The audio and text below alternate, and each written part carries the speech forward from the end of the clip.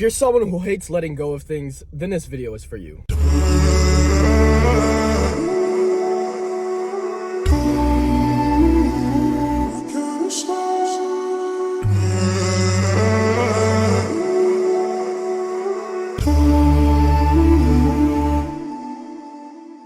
So as you can see, or maybe you can't, I have all my stuff in the back and I'm moving out of my campus today, right now. So this is my official letting go of college. What got me to this point? Well, I realized a few things. I realized that I was doing things that I didn't want to do. And although I enjoyed looking smart in front of everybody, although I enjoyed, the system and the structure, I was wasting time. And I knew that there was so much uncertainty in this degree pathway that I was an English major, by the way.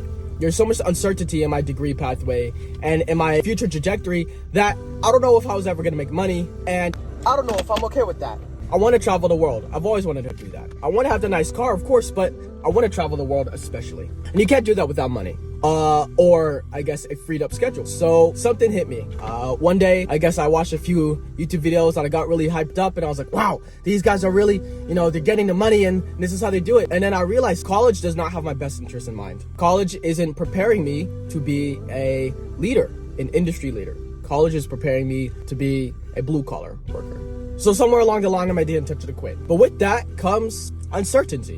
And so most people, when they're making a big decision and it's time for them to let go, they can prepare all the steps, all the necessary actions they have to take. And they can even get themselves over the line. But once they dip their toes in the water of uncertainty, they look back and they remember that there was comfort in those things. And that although we didn't necessarily like it, at least people made the decisions for us. And so I want to break that mentality apart. And I want to give some actionable advice on how we can take that step forward and continue walking. How we can dip our toes in the water and then finally make the decision to swim into the open. A lot of people may feel this way. This is not necessarily something that everybody has experienced, but the things that you went through growing up is obviously going to shape how you view the world. So if you grew up with a lot of security, you didn't have to worry about what you're eating tomorrow, I guess, or where you're going to be living the next month, and you grew up around the same friends and you had the same trajectory and your parents put you in a whole bunch of extracurricular activities, so you got to get busy and everything like that, you're comfortable,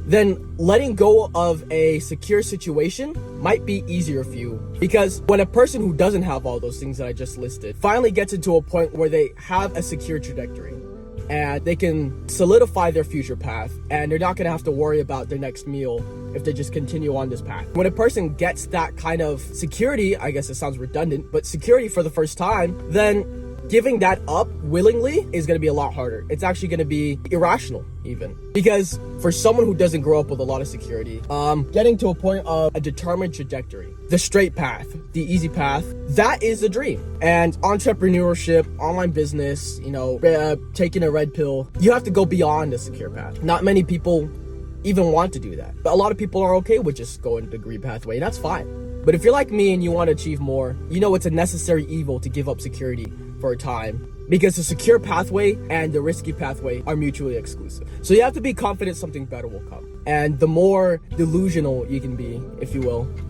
the better. This is where God comes into play.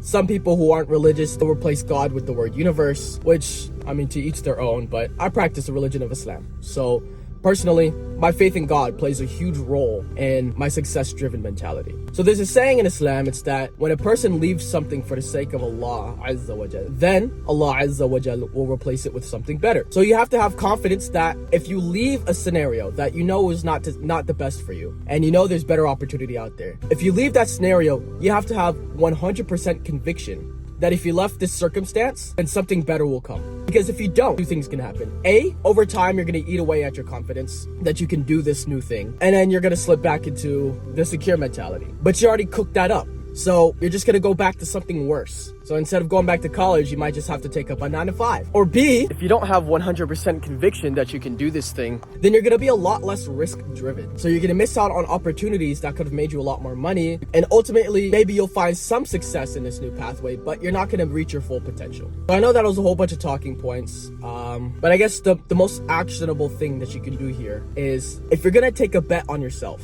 you have to have 100% certainty that you're able to do this thing. Even if you're underqualified, even if 100% 100% certainty isn't reasonable. You have to have the conviction that you will make this happen. So that's everything for me today, guys. I hope you enjoyed. Deuce.